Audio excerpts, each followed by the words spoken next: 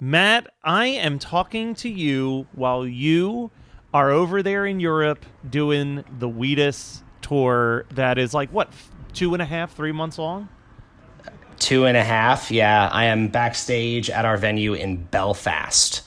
This is insane. I thought we were going to record yesterday, and then it turns out our ferry, because you have to take a ferry, of course, from the UK to Ireland, and our ferry was later in the day than I thought. So by the time I got here, it was too late for you. It was a crazy day. But this is that sweet spot in between setup and sound check. And I got the quietest room I could possibly find to talk to you all. But if you hear some Irish voices in the background, that's just part of the authentic experience I'm bringing to the table today. I think it is becoming more and more charming that most of the mailbag episodes are being recorded in between the setup and performance time at Wheatus shows. It was the last mailbag we did, right? It was in your car outside of my show. Yeah. How about that? So hopefully that continues as an ongoing thing. I'm into it. So the last episode we put out, biggest ball of twine in Minnesota. Everybody, yes. We finished up UHF. We are officially in the 90s starting next week. But there were two television things that we had to just briefly take a peek at. One of them I want to talk about a little bit, but let's get the easiest one out of the way. Al has his second Naked Gun cameo showing up in Naked Gun 2.5. Yeah. As a guy holding up the police station, and I'll be honest, I always heard that Al was in all 3 Naked Gun movies, and I never knew where he was in part 2 for the longest time because he's without his iconic mustache.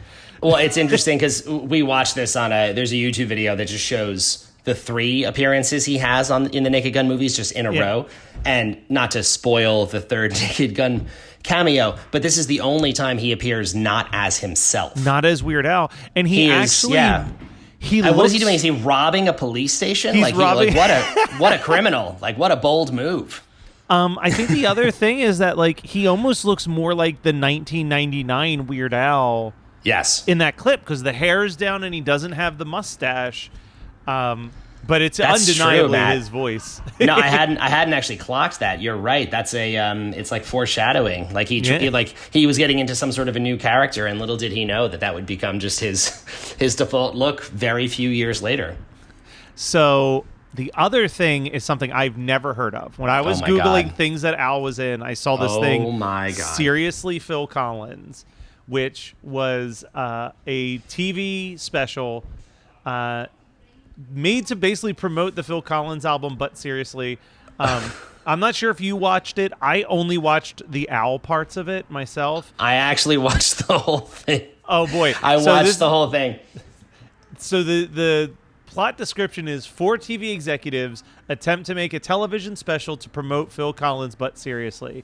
It's mostly made up of sketches, but this film does include a rap version of Don't Lose My Number, a country version of Separate Lives, and Phil Collins doing an Elvis Presley impersonation while singing One More Night. And then this part blew me away. This was considered lost media until it was randomly placed on Phil Collins' first farewell tour DVD. Oh my God, wow. So... the first thing that I noticed when I hit play on this thing and I was like screaming is the cast. The opening cast of this. I was saying, first of all, I'm saying to you, Matt, and I'm actually saying to everyone who listens to this show, go on YouTube and watch this full thing. Treat yourself. I realized I did the thing again where I took more notes on this than I have done for some Al things we've done. And I realized I was like, there's no way we can unpack all this. It's way too much like Phil Collins content. But this is an absolutely insane thing. You've got the opening cast. You start with Jeffrey Tambor sitting in his office, and you just see all these names coming across the screen. And they're mostly in alphabetical order. They're listed in alphabetical order on IMDb, so that's how I'm going to read it. But we see names like Dan Aykroyd, John Candy, Dr. Dre, Gilbert Gottfried, the Ultimate Warrior. The Ultimate Warrior, John Travolta, Bruce Willis, and then all of a sudden it just says Pippin the dog. Pippin the dog. Like honestly, the opening credits to this, it's almost like Too Many Cooks. Yeah. Like level of, it is so crazy how it seems like a joke, and all of these people are actually in it. A few others that we're missing here: Don Johnson, Henry Mancini, Paul Schaefer, and Vanessa Williams, and then of course Al is kind of the bookends of the whole special. Yeah, he's the television executive demanding something for the Saturday 8:00 hour. And he's also being massaged by many bikini-clad women. So basically, Al is the head of this TV network, and Jeffrey Tambor, who goes by the name Jeffrey Tagliatini, and Al just keeps throwing random other Italian words at him. He's like, Jeffrey Tortellini, what do you got for me? And it seems like Al makes all of his TV decisions not based on what he's listening to, but by his moans of pleasure or disapproval from the massages he is getting from his bikini-clad models at the pool. So Al accidentally agrees to a Phil Collins hour-long special in primetime because he was getting such a good foot massage. The best. Seemingly, like, not to be too crass with you people, but seemingly a foot massage to completion. Yeah. Oh, it is an orgasmic screams that he is creating. If I'm not selling this enough to you guys, I don't know what to say. That you have to watch this whole thing. Like, oh my God, Gilbert Gottfried has a major role. I was gonna say, when I was scrolling through it to try to see if Al showed up again, I was like, Gilbert's in this a lot. Like, him and John Candy seem like leads. Yeah.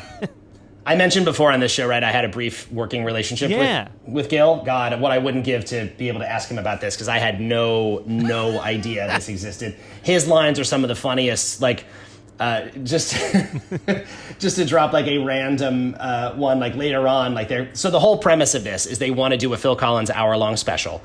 And everyone's like, well, what should we do for the special? And everybody keeps saying, like, well, why don't we just put him on stage and have him, like, sing and play music? And Jeffrey Tambor, for some reason, just keeps going like, yeah, I'm not sure that's going to work. Yeah. And it's like, we need to come up with some other crazy idea for this special.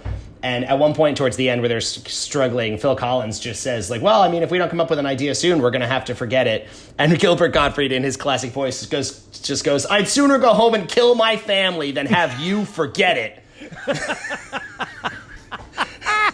Oh, it's excellent. The only other thing, and again, like, I'm not going to go through all my notes because truly it would be a whole episode of this show that we don't have time for. Him doing the rap song is absolutely insane. And he does a full-on wrestling match against the Ultimate Warrior. I saw clips of that, yep. Where it doesn't look like it's a double. Honestly, it really looks like the Ultimate Warrior is throwing Phil Collins around a wrestling ring. And it is hilarious in the footage. It is not lost on me that Phil Collins currently is retired because he has such bad back problems. And I was going to I don't know if say, we can blame the Ultimate Warrior. So here's what I will tell you. There was a quote. I've talked about this on other podcasts before.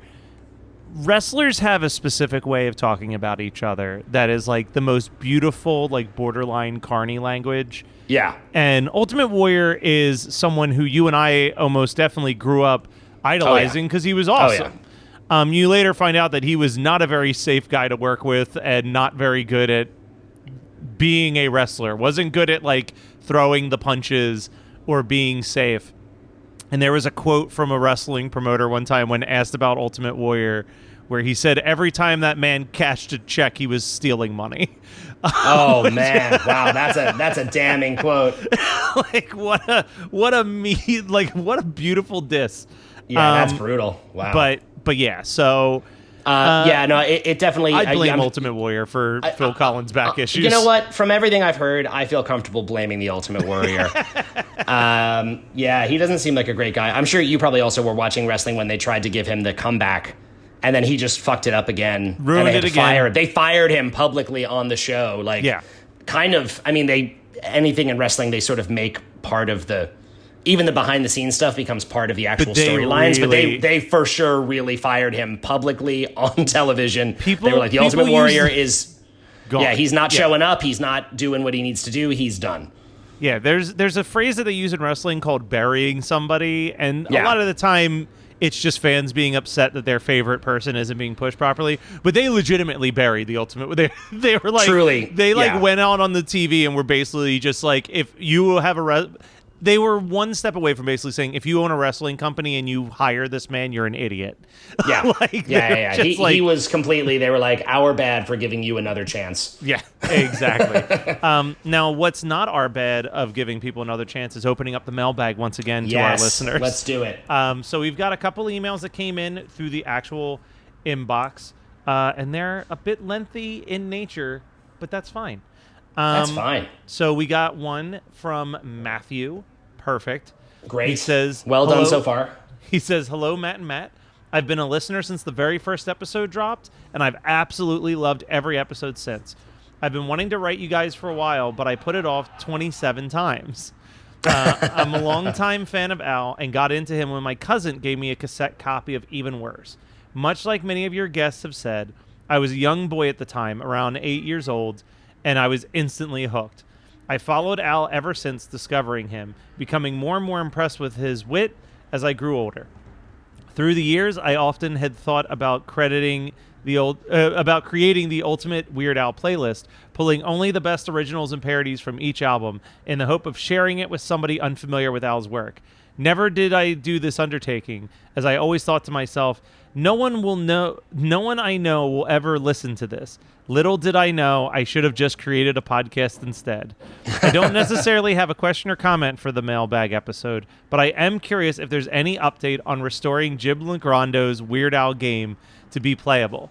I just wanted to thank you for the show. I look forward to listening every Friday and learning so much about Al and his songs that I never knew before. Keep up the great work. A fellow Matt. P.S. Matt Kelly, it was great meeting you at Four Chord Music Festival in Pittsburgh. Hey, very cool. So I do have an update. You do? I don't know this update. So it's not much. It's not much. Okay, that's all right. But anything counts. Ironically, I believe it was the Four Chord Music Festival. I was driving with Jim to Pittsburgh, and we were talking about it, and he was saying that there was a show on Netflix that he had recently watched, and that it was like a reality show, and that they were focusing on a group of people in Philadelphia who restore vintage computers from the 80s and 90s, and that he wrote down the name of where they meet and was planning to go to one of their meetings in the near future and inquire if anybody had a computer that would be able to run the game so that he could see what was on it. Just God bless Jim Legrando. He's really going for it here. I'm so happy that this has continued to be, because I'll be honest, I haven't done too much diligence on this myself, other than every time the three of us talk, it does come up always. Yeah. It's like any updates. Oh, that's amazing. Well, fingers crossed that someone, some wonderful nerd at this convention is going to be able to help us pull this off. Yeah, it's a dream, hopefully, that comes true. I've got a second email that comes with a plug. Oh, great. We got an email from Ryan Rogers, who you may know as the host of the Jurassic Park cast, which you and I were guests on to talk about Weird Al's Jurassic Park. That's right. So he wrote in and he said, "Hey guys, the show has been awesome. Just a recommendation from my end. I know that music, and especially something people really cling to, is sort of a personal journey. It's got to reach you at the right time and place. And I know fully well that you can't point a song at someone and say, now this means something to you as well. But Canada's got this guy from Montreal that made the most hilarious hip-hop videos back in the early 2000s. John LeGiulio. I know I'm mispronouncing that name. I don't know how much cash he has in the States, although I imagine he's got some, but he's big talent and truly hilarious. I can only describe him as Robin Williams in a dramatic-esque role. It's chilling, intimate, and there's a frantic hilarity laying over the surface. He's released a couple tunes also under the band name Woofie's Just Fine. Now, are you familiar with this person whose name I know I'm murdering? I don't think I am. Did you ever watch The League? I didn't watch. That's one of those shows that I didn't watch, and I absolutely should have, because I love the people involved in that show so much, but I never actually sat and watched it. So he was one of the stars of the league. He played a character called Taco. Now, I remember a few of his songs. He had two songs that he did sequels to that I remember. And the one was just an everyday, normal white rapper guy. And it was just a song about being a very milk toast white guy. Like, he's like, I'm just your everyday, average, normal guy. Nothing special about me, motherfucker. And like, I'm just looking it up. I think it's pronounced John Lajoie. Lajoie? Okay. Lajoie, because I think it's a French Canadian name, and he looks familiar to me. Yeah, and then there was "Show Me Your Genitals" was a very popular one from him, which was like the most monotone, seductive song where like it had like, I remember one of the lines was like, "I'm a very good sex man. I'm quite good at sex." Like, so definitely, I feel like I wouldn't compare him to Weird Al as much as I would say pre-Lonely Island. Falls into a very similar bucket as like Lonely Island of really playing up the like lame white guy character that can rap. Yeah. But Wolfie's Just Fine. I cannot remember what the name of the song is, and I think it's called A New Beginning, actually.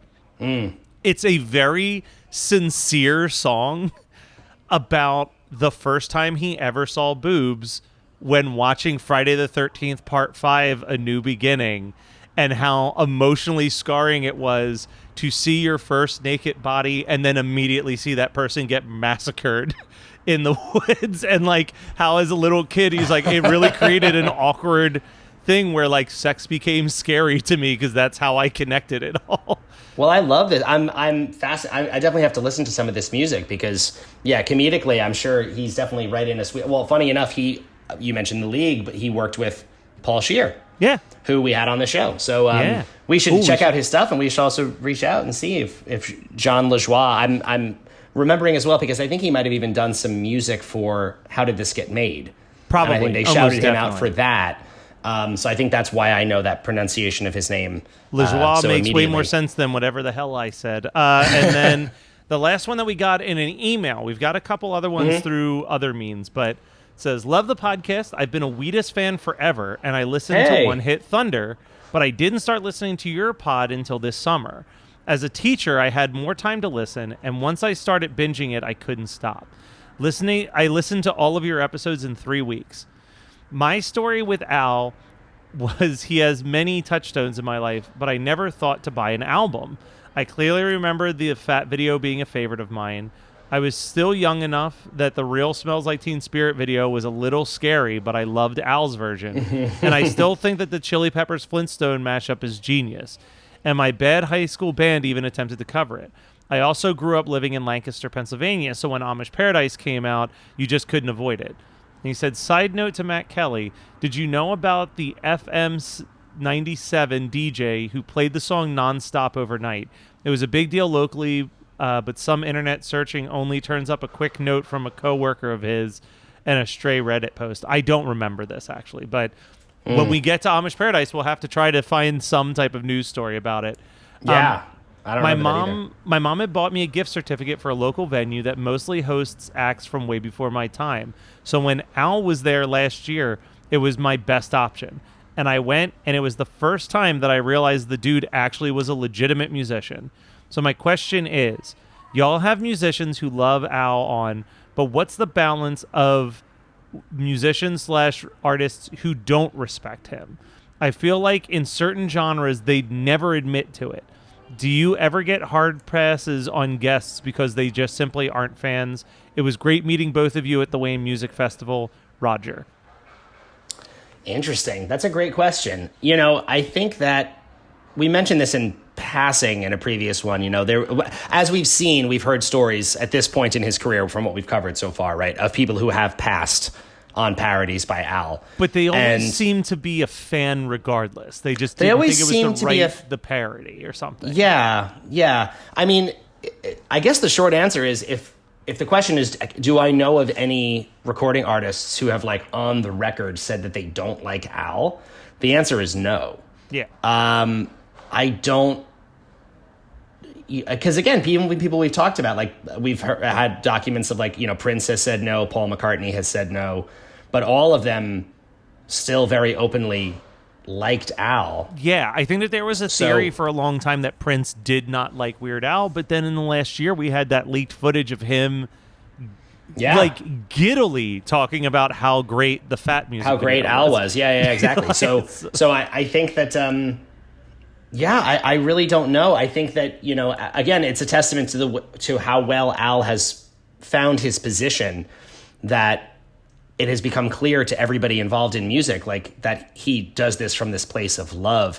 And also, let's just be real with each other, he does it from a place of love and that sweet, sweet Weird Al bump. You get that Weird Al bump, man. People are getting paid on Al's parodies. Like, those original artists get paid every time Al does the song. So there's, I don't know. There's not much to dislike. I would say if there was anybody who maybe would never own that they liked Weird Al, and this is going to sound really weird, but I think maybe the modern day like SoundCloud rappers. Mm-hmm. I feel like they have, when I hear interviews with them, a lot of them kind of talk about any genre before they were born as beneath them. So I could see them seeing Al, not like hating Al, but kind of just seeing that as like old people music that's beneath them. That very well might be true. And there's always going to be some artists who are just like, because it wouldn't just be about Al then, it would be about certain artists that are very, very precious and protective of their work as art, that they wouldn't want to see modified or changed in any way. But that's not about Al as much as it's about protecting their own work, So I wouldn't, your point's well taken, Matt. I'm sure there are probably plenty of people out there who would just think that he was, like old and corny. Yeah. But I think that would come from, a different place than anything specific to Al. Exactly. Yeah. Good question, though. I'm definitely going to keep an ear out for that moving forward. And actually, in the music world and in the comedy world, it would also be interesting just to see comedians. I think you'd be harder pressed to find comedians who don't respect him, honestly. Comedians who wouldn't respect him for his work and his contributions. Both of those things I don't have anyone in mind straight away that I know maybe of. 20 years from now, you might have comedians that he's so many chess pieces removed from their inspiration that it doesn't matter. Like, you and I are like music and comedy nerds. So we can say appreciate and love someone like Spike Jonze, but like the average person who's getting into comedy and Weird Al is just going to be like, what is this fucking circus nonsense that you're playing? Yeah. Exactly. Yeah. So this one we got from a past guest and a friend directly on Instagram, and it's about the hottest topic that came up on our spam episode, which is doing a video in which we eat a little bit of every single food Al sings about. This is from C. Phillip. He asked if we had ever seen a YouTube show, Binging with Babish? Binging with Babish, I think. Babish. Yes. Binging with Babish. He said, I think it's time for you guys to do a crossover episode. I'm pretty sure he's in New York. He's done a few episodes I've seen where he takes some gross recipe from a TV show or movie and then executes it as an incredible gourmet version. Hit us up. I am familiar with that show. For people who don't know, C. Philip Zarina is the name of our guest from You Make Me. Yep. An old friend of mine. Are you familiar with that show, Matt? Have you heard of that show? I had no clue what he was talking about. To be honest, I would be surprised. I've seen not all of it, but a good amount, and he definitely seems like the sort of guy who has already done a Twinkie Wiener sandwich. Okay. Because it's super fun. Like, he basically just takes the most insane, like, food items that he finds in various forms of, like, comedy and media. He's done a lot of, like, Bob's burgers, creates them in real life and, like, sees, like, how they actually would taste. So it would be a great crossover if we could do, the Twinkie Wiener sandwich is an actual creation. So much of what Al talks about is more just, like, generic. Again, like bologna. Or Spam. Maybe he could make us something really dope with Spam. Yeah, make it. Apparently, fried Spam is the way to go. I'm definitely on board for this idea. Would love to get in touch. Yeah, absolutely. I think that's a great idea. We got another message on our Instagram from Zebrom. Zebrom, who we've talked about in almost every mailbag. But he says, in response to your request for feedback, As someone who's caught up on all the Weird Al themed podcasts, I'll say that yours is absolutely fantastic. Hands down, definitely in my top 7 favorites. But seriously, your perspective and insights are interesting, and the discussions are very focused and passionate. I feel like he's lying. We are never focused. We are passionate, but focused is a stretch. But I appreciate the compliment regardless. Even the brief tangents provide context that are entertaining and informative. The episodes are very manageable in their length, and I look forward to them every Friday morning. You Mats have great chemistry, bringing the fun balance to the show. Even though I've studied a lot of Al, I often end up learning new things while listening. Most of the guests, like MC Lars, UH Jeff, and Paul Scheer, are absolutely wonderful and add nicely to the show's dynamics on those occasions. My only criticism would be that you sometimes play my music on the show. Nobody wants to hear that, but otherwise, great show. Oh man, that's a great message. The whole time I was thinking, like, God, I really can't wait to hear what this criticism is he has. Otherwise, great show. I love what you do, and I look forward to hearing more. Also, can I chew on your butts? Anytime. As long as we're allowed to keep playing your music. Yeah, we're gonna keep playing your music, man. I still will go back and listen to your punk cover of "We Do" from The Simpsons. It's phenomenal. And then we got a couple questions that came in over on our Facebook. First one said, "Question: Which is the best Weird Al movie, UHF or UHF?" From Greg. I mean, UHF. Between those two options, it's hard to pick. But I would say probably UHF. I think UHF. For me, yeah. If we are being sincere and bringing in Weird the Al Yankovic movie, I mean, they are tough and head to head, but I've got so much nostalgia for UHF. Like, I think we said it at the time, right? It's so hard to compete with the amount of nostalgia that UHF has. Like, I loved Weird. I thought Weird was absolutely fantastic. I actually have only seen it the one time so far. That's what I was going to say. I think I've watched UHF 3 times since I've watched Weird. Exactly. Like, yeah. I actually was just talking to the group here on our tour bus. We have a hard drive with movies on it, and we were going to try to load up Weird and watch it together on the bus, because I would love to see it again, and some of these guys haven't seen it yet. Oh, perfect. I think that just because of the amount of time separating them, it would be really hard to even just judge them on an even playing field. But 100%. Yeah, I mean, having said that, I do feel like I feel like I am partial to UHF, but that's, that's just how the brain works. We got 2 questions from our Facebook moderator. Big shout out to Dave Mattingly, where we fail to share when new episodes come out. He shares every Friday morning, first thing on the Facebook podcast. It's amazing. I gave him a moderator role on our Facebook page. Thank you so much, Dave. He's doing a better job than us. He had 2 Especially questions. when I'm on the road, I've been having a hard time trying to keep up, but I appreciate it. Every time I log in and I see all the comments, I am just overjoyed. We must mention this. The amount of people that have, now checked out the Harry Chapin 30,000 Pounds of Bananas song. Oh, yeah. But are also sympathetic to your banana phobia has been nice. Yes, I did. You all really warmed my heart. So thank you, because I think I said it. It's funny. Again, I've been on the road. I often, especially before a mailbag, I like to kind of like scan through these episodes and remind myself of the things. No, you said on the episode you were afraid that this would be weaponized against you in some way. Well, and I think I said it in a Facebook comment. It really all goes back to like kids stuff. Oh yeah, middle schoolers will ruin kids you. Are the worst. Children are the worst humans we have. Yes. and you tell a kid that you have a problem, and the kid just immediately comes up with ways to use it against you. Exactly. Yeah. Like that's all it is. And so I still have some mild residual trauma from kids coming up from behind me and shoving bananas into my face from behind. Oh no, no. And it's some really, really tough stuff. But I liked the guessing game that led up to it, because I sort of teased. Oh my God! There were so many guesses. There was a whole group of people guessing in a thread. Yes, It was and amazing. I remember seeing on there our friend Glenn, who I know of because Glenn is also a Wheatus fan, who I see on those forums as well. And he knew, because we had talked before about how on Wheatus tours, if you go on a tour, you have something called a rider, which is like your contract for the show, and it has like, for a tour like this, you have snacks that you get backstage, like food, stuff, things that the band need for the day. And we have on our hospitality rider for snacks, the very first line of the hospitality rider is in bold, all caps, underlined, absolutely no bananas. You know, So there's every a song venue that comes has to it on my record. mind.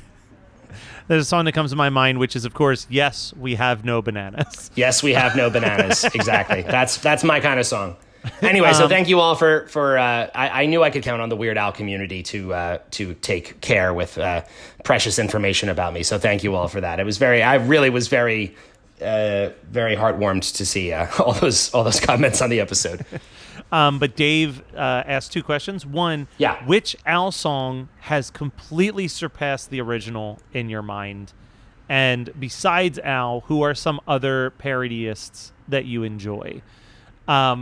So the one that surpasses the original, I feel like there's not that many. I think that they feel they're either on even playing ground, or sometimes Al's is a little bit worse, as we've seen with, say, like Here's Johnny and Isle Thing. Like, I think that those songs are only really listenable because they remind you that there's that Who's Johnny exists in the world. Yeah.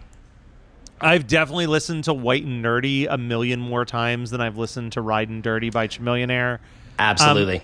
And honestly, Word Crimes, because it's a way less problematic song to listen to than listening to right? Blurred Lines. That's also true. It's funny, I hadn't thought about the ones we haven't done yet, but for me, of ones we have talked about, two that come to mind right away. I think that I prefer I Lost on Jeopardy to Greg Kinn's Jeopardy. I actually think that does surpass the original. Yeah. And even though it is a hugely iconic song, I will always, always, always listen to Eat It before Beat It. I think I can agree with that, too. I think we said that we know the lyrics to Eat It more than we know the lyrics Without to a Beat doubt, It. I know the lyrics to Eat It way better than Beat It.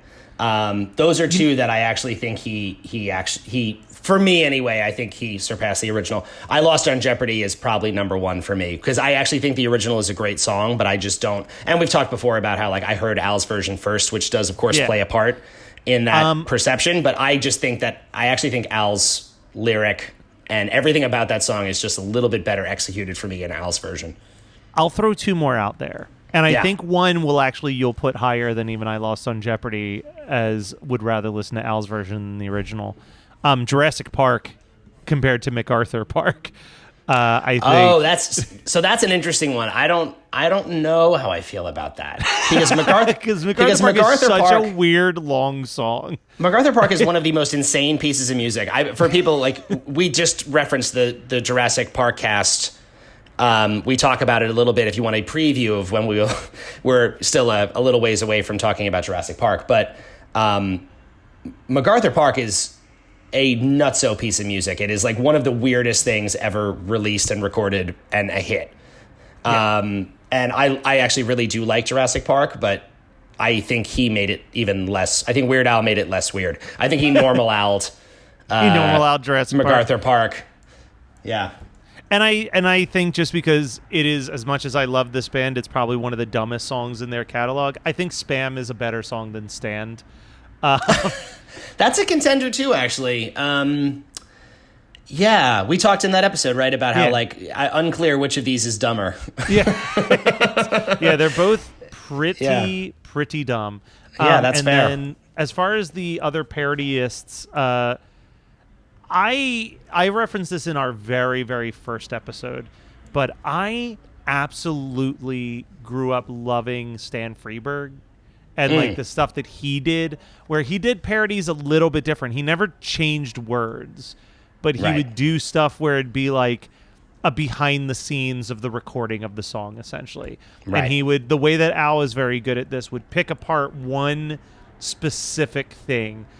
So case in points was like, he would do Elvis Heartbreak Hotel, but the reverb would be so outrageous on the microphone that, like, the longer the song went on, the more unintelligible it would be, because you'd be hearing the reverb from like 4 lines ago still like infiltrating.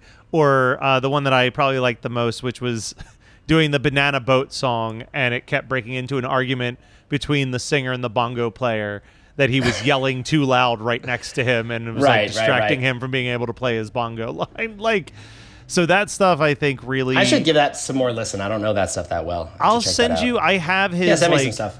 I bought the Stan Freberg double disc complete collection one day because I was like, I love this stuff. This is stuff my grandfather, when I was a kid, found out how much I loved Weird Al and made me a cassette tape of music from his time that was in the same vein. So it was like Benny Bell and Stan Freberg and Spike Jones, as we mentioned earlier, and a few of those other artists from that time period. Modern day, it's a lot more harder because I don't think no one's doing what Al does, and if they are, they're not doing it well enough to be remembered, right? Like there's so many like Napster incorrectly labeled as Weird Al stuff. Yeah. And even more recent than that is the the TikTok version of it, which is a lot of people doing the like, hey, what would it sound like if Green Day did Disney music? It's like, oh my God. Yeah. Like, okay, sure. Like it's, it's funny because you can draw a clear line where this is like a version of like a style parody or like something that it's almost more like a cross between an Al style parody and just a mashup. Yeah. But the one thing I'll give credit for, and this is a big name to reference, and he doesn't really do that much parody, but Bo Burnham clearly gets a lot of influence from Al. Well, that's what I was going to say. I think that I don't think anyone does parodies, but I was going to say Lonely Island, Bo Burnham, like lot of the musical comedy is pulling from something. On Bo's previous special, Make Happy, he does his fake country song, which I think he calls pandering. And I was going to say, I think the best thing to come out of comedy is Bo Burnham's Kanye song. Like, he ends that special with a 10-minute comedy Kanye style parody that is like perfect. Like, he nails everything. Yes, I would say that as a style parody and that country song. If you look at those as style parodies, like in the way that Al would do, those are genius. Those are absolutely genius. And he has clearly kind of moved a little bit away from that in his, like, when he did Inside. And I don't think that's exactly going to be his path that he takes, like, across the board. He seems like someone interested in doing a lot of different things. Yeah. I would say in a similar vein when we mentioned Lonely Island. Lonely Island kind of does their own thing, but the Pop Star movie specifically has what I think is one of the funniest things they've ever done, which was their parody of Macklemore's Real Love Song, where Macklemore wrote this gay rights anthem, and then he does his version of a gay rights anthem, but makes sure that as many times as possible he needs to stress that he himself is not gay. Is not gay. Yeah, exactly. Yeah. Still not gay. Still not gay. Yeah. No. So yeah, those are that stuff is so good. Like they're really good at nailing. And that's nice because you get that slightly edgier, like Al would never do a song. Never. Like that's I'm not gay, like Lonely Island song. Yeah, exactly. Exactly, yeah. And then so those are two solid examples, yeah. And then the last question we have here, let's see. It's another one from Zebron. And he just said, I hope I'm not being too forward, but do you mind if I chew on your butts? Another one. Wow. A lot of butt chewing. Yeah. Go on. We're going to, once we'll take the show on the road and then everyone can line up and chew our butts. Just line up. $1 a butt. That's our VIP meet and greet experience is the butt chewing. Matt, we're wrapping it up here. We're going to watch some TV episodes for the next 2 weeks, and then we're diving into the official 90s era of Al. But you're still in Europe for a little bit longer. Is there any shows that still have tickets available if anybody wants to go, or are you sold out for the rest of the tour? We have a lot of sellouts, which is wonderful. This is going to come out. This comes out this Friday, right, Matt? Yeah. So we're going to still be in Ireland then, but that will mostly be sold out. We're in Lincoln next week, Corby, Cambridge, Norwich, Cardiff, Bridgewater. Those are the currently not sold out ones. I'm here until the 12th, playing with Wheatus. Check the map. It's not that big a country. Even shows that are sold out, usually there's a show not sold out pretty close by. But I have actually had a lot of people come up to me after these shows and comment on the podcasts, which has been really amazing to see. So thank you all, anyone who's done that. I really, really appreciate it. It means a lot. Matt, one last thing before we go. Are we moving a ranking? Are we doing that today too? Ooh, I hadn't pre-planned one, but I'll definitely look at my rankings and see. Is there anything that I feel like is? We had said at the top of a decade we could make a move on our list here. All right. And so nothing's jumping out at me on the parodies. Let me see how I feel about the originals. Go on. Well, I'll tell you what. While you're looking, I'm going to say one, and I will acknowledge that this is. I'll even move it for you, Matt. So you can do your. I will admit that this comes from how happy I was with our episode, but the conversation we had really did make me think more about this track and how much I appreciate how clever it is and how I feel like I underestimated it way more than I realized. And so I am moving up Money for Nothing, Beverly Hillbillies. I'm moving it up to between Spam and the theme from Rocky 13. Okay. I'm moving it up a few positions there. The more I thought about how clever that song was and the wordplay and the back and forth and then even the convo we had about how it was originally going to be Prince, which then just made no sense to me and completely scrambled my brain. I'm moving that one up a few spots. I think I feel like I underestimated that one. So I think this one wasn't that I underestimated it. I think this was a situation where I put a specific song above this song because it made sense at the time. Mm-hmm. And then as more and more songs came up, I liked those songs more than the song I put above this song. Right. But in retrospect, I'm like, but I like the song that's below this song so much more than the songs I put above it. I want to move Midnight Star up to underneath Christmas at Ground Zero. I think at the time when we did the Slime Creatures from Outer Space episode, I was like, man, Slime Creatures is just so... Like, that song instrumentally is fantastic.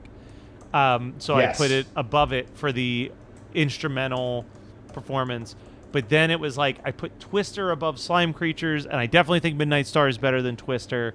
And then I put Good Old Days above Twister, because I do think Good Old Days is better than Twister, but I again think Midnight Star is better than Good Old Days. So it just kind of kept getting pushed down to the middle when I feel like it should still be in that higher to the top area. I totally agree. I think I think that we did it. The only other thing I want to quickly mention, and Matt, I don't even think I ran this past you. Oh, I did run this past you. If you're listening to this, if you haven't yet, you should absolutely go and subscribe to the Geekscape YouTube channel, because there will be at least one opportunity to definitely see Matt and I. We will be celebrating the 3-year, I want to say 3 or maybe even 4-year anniversary of One Hit Thunder by doing a live One Hit Thunder episode live stream on Black Friday. That would be November the 24th. I think we're doing 6 o'clock. I haven't even ran past you kind of what we're thinking about doing, but there will be opportunities to see Matt Milligan at some point during that, and you'll definitely see me because I'll be there. And then a couple weeks later, on December 8th, I'll be doing a 24-hour charity live stream. I don't believe Weird Algorithm will be making it onto the schedule. That could change. Who knows? It's a tight schedule, guys. It's a tight schedule. But Matt Milligan is in about 1,000 bands, so maybe you'll see some type of performance involving Matt Milligan somewhere in that day, if the timing works out. It's not an impossibility. Yes. But until then, they're coming to take Matt away. Happy Halloween. Happy Halloween from Weird Algorithm, and we'll be back next week with your regularly real quick before we go, happy slightly belated birthday to Weird Al. I almost forgot. We almost forgot. We meant to record yesterday, which was Al's 64th birthday, and as I mentioned, I got stuck on a ferry and I couldn't do it. We are recording the day after Al's 64th birthday, but everyone... Here's the 64 more, Al. 64 more years of Al, whether he likes it or not. 64 more years.